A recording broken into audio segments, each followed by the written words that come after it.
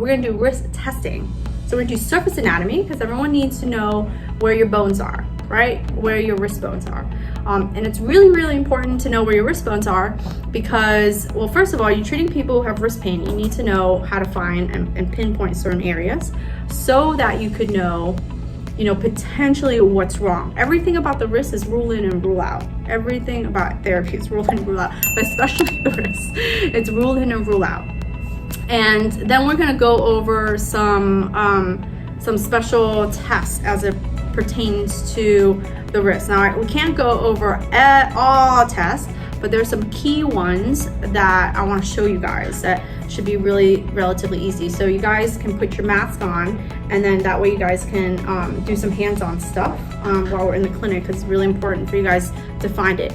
And also, it's really important because not only is it for patient care, but honestly, when you're studying for the exam and you can't remember stuff, you got your own hands, right? And it's really key. You'll be able to find certain things and it'll help you jot your memory, right? So we're gonna go over the bones again. I'm just gonna draw it out.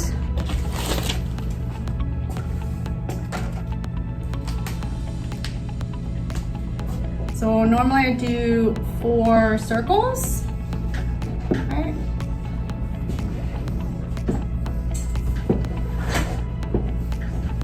And then this is the proximal row. And then this is the distal row. All right.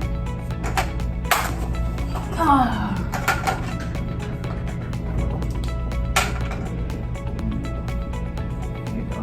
And that is mid-carpal, right? Just because it divides the carpal. So this is the proximal and then this is the distal, right? You have your scaphoid. Hold on, I'm gonna draw my radius and then I'm gonna draw my ulna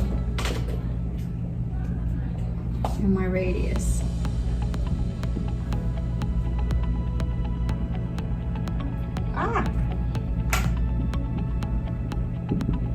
And then of course this is my DRUJ. So important. It's like the forgotten joint. So your scaphoid and your lunate. And then we have 3 T's, right? 3 T's. So this is your tribetrum, the one that I have a hard time saying, and your pisiform. Okay? And then you have your trapezium, and then your trapezoid.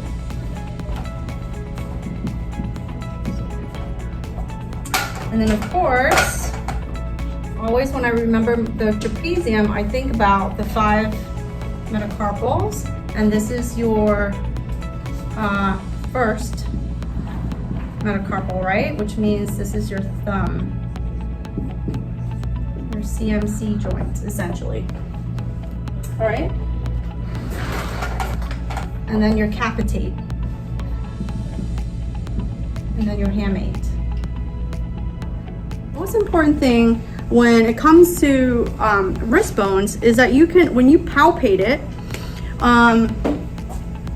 usually anytime you're testing for broken bones, for anytime you suspect a fracture, that's when you're gonna press right on the spot where you suspect the fracture. And if you press on it and there's a sharpness, a sharp pain to it, usually is indicative of a fracture. Now, that only works as long as they don't have a lot of surface pain. You have someone who's very sensitive to touch and very painful. It's extremely difficult to rule in and rule out what that potentially could be. But when we're talking about surface anatomy and we want to find out, what's going on in the wrist, it's extremely important to know more or less about the ligaments, because the wrist essentially is very similar to the shoulder in the sense that when someone who has a lot of mobility, like I have a ton of mobility, but I don't have pain. So that doesn't mean that I'm unstable. So my wrists, if you were to come and mobilize my wrist bones, they're like loosey-goosey as well, but that doesn't necessarily mean that my ligaments are torn.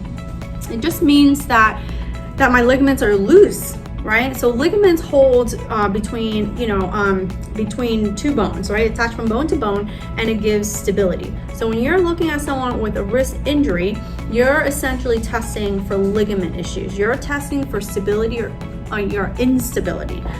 So two of the major ligaments are between the scaphoid and the lunate, or the lunate and the triquetrum, right? So you have proximal row, a lot of proximal row instability. Now, if you want to rule in and rule out what you need to really focus on, you want to focus on proximal bones, right?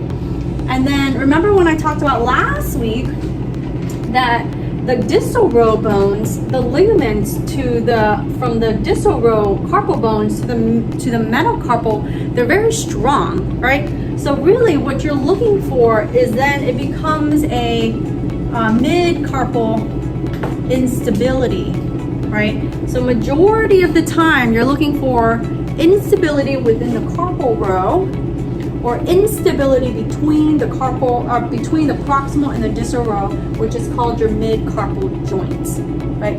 Those are the most common things. Like, I know you're gonna need to know, like if you're studying for the exam and stuff like that, all those other things. But if you want to simplify your life, and especially clinically, those are essentially two areas that you're looking at. And then you have to look at your TFCC area, right? Which is right here. And the reason why you're looking at your TFCC area is really just it's just like a bunch of ligaments that sit between the ulna and the pisiform, like between the ulna and the carpal, right? So that's why it's also a common area of injury. So when it comes to surface anatomy, you guys can get together and find your carpal bones, right? And I usually look for the lunate first, right? I look for the lunate first because the lunate's the easiest one, right? And you can kind of divide, if you want, you can divide your wrists in three areas, right? And so the lunate's the middle one. Now basically, if you go into if you go where you draw this on, you find the end of your distal radius. Here's the end of your distal radius. And then you find your ulna. Right, here's your ulna. Right between your ulna and your radius, right? You can put your finger right in between. When you put your finger right in between it, right? When you drop your wrist, and then when you come back up, it should go into a little indentation. That's where your lunate is. So what you want to do is you put your thumb on the underside and you put your index finger on top, right? And then you bring the wrist into flexion, and then when you bring the wrist into extension passively, you're gonna feel a little crevice. You're gonna feel that your index finger just dips down.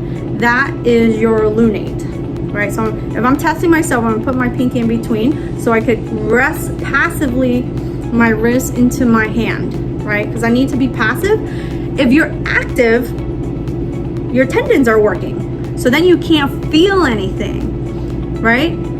So your wrist tendons cross your wrist and insert into the base of your metacarpal. Your EDC, your finger extensors, crosses your wrist. So if you're actively moving, you can't feel it because those tendons and those muscles are working. So you have to do it passively. So if you want to feel it passively on you, put your pinky underneath your palm, right? Let it sit onto your pinky finger, right? Find this here and just come distal, and then drop your wrist and then go into passive extension. And when you feel that dip, you know you're on the lunate. And then you're just gonna let your wrist go into a neutral position. And then if you take your little fingers and you shift it just a smidge, you'll feel your lunate move.